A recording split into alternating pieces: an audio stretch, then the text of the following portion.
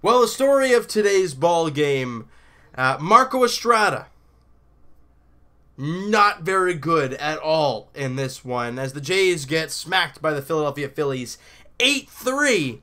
And yes, they don't sweep away the Phils, but they do win the series, and that is nice for me. Now let's break this down real quick and talk about the positives, what came out of this game, and also the negatives. So let's start out, guys. Right off the bat, we'll start off with the negatives. Marco Estrada in the top of the first inning. Rhys Hoskins, home run. Next batter, Carlos Santana, home run. Back-to-back jacks for the Phillies, and it's 2-0, just like that. Top of the second inning, a ground rule double from Wilson Ramos brings in Kingery, and just like that, it's 3-0. Top third, Maikel Franco gets a home run on the very first pitch, a 2-run shot, and just like that, 5-0. We have seen this before, but it is not easy to come back from 5-0 against any team. And the problem was, Marco Estrada could not throw strikes. When he did throw strikes, they were meatballs. His line finishes as so. He goes only 2 innings, giving up 7 hits, 5 runs, strikes out 2, but walks 4 guys in 2 innings. And in those 2 innings, he threw 71 pitches. And his ball-to-strike ratio is almost 50-50. I think 5 more strikes to balls, right? I mean, not a very good ratio either. Marco was not good. He ends up taking the loss. And that's about all she wrote for that. But then let's move to the bottom of the third inning. Billy McKinney comes up, and this guy has been playing some very good baseball. He ends up, Teoscar Hernandez, excuse me. No, we're going to go, where was it, the third inning, excuse me. We're going to go to the bottom of the third here. So McKinney doubles to right field with 1 out. Diaz flies out to start the inning. And that brings up Gurriel, who flies out to Nick Williams.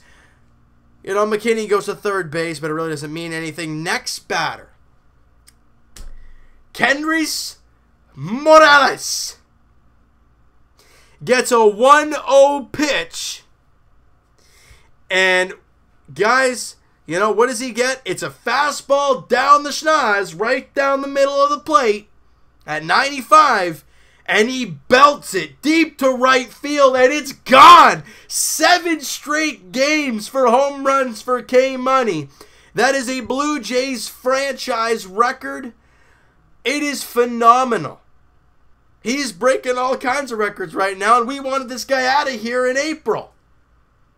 That's the crazy thing about baseball, guys. It can change like that. And it is for K-Money. It was a 2-run shot, made it 5-2. Okay, we've seen this before from the Blue Jays. Problem, though, they don't get any more offense. Then the top of the 8th inning, Clippard gives up a couple things, a sacrifice fly to Carlos Santana, and then a 2-run shot for Wilson Ramos, and that was that made it 8-3, and I'm like, okay, that's about all she wrote. Or excuse me, that made it 8-2. And then in the bottom 8th, Randall Grichuk crushes his 18th home run to left field on a curveball down the middle of the plate. The quote goes, if he hang it, you bang it. And Grichuk did on that one. His 18th home run made it 8-3, but that is all she wrote. Story of today, like I said, Estrada, not good. But the bullpen, for the most part, did their job. Justin Schaefer, I talked about him last time he pitched. He's a very good-looking player, 25 years old, former 8th-round pick of the Blue Jays. I'm very excited. And he threw 3 no-hit innings against the Phillies. Walked 1, but struck out a guy as well. He's been very good as a Blue Jay. And the key for that, his strike-to-ball ratio wasn't all that great. But he was getting players to make contact and got the outs. 3 great innings for Schaefer. Tim Meza came out, and another clean inning for him. Good job, gave up a hit and walked the batter, but that's okay, got out of it.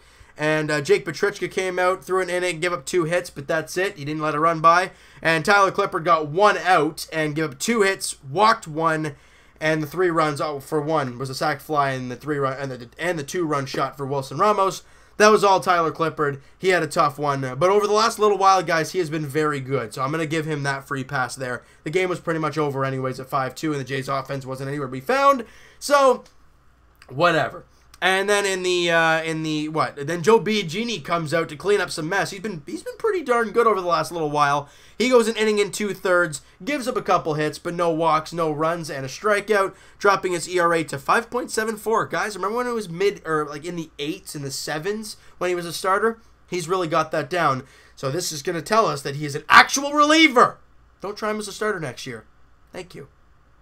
Offensively, Jays, I mean, they didn't really get much going, only 7 hits. Billy McKinney went 2 for 3, though. He's hitting .370 with a .485 on-base percentage because he walked once as well. He was great. Gurriel goes 0 for 3 with a couple strikeouts, so he's struggling since he's come off the DL a little bit, but that's okay. K-Money goes 1 for 3 with the home run. He also walks once as well.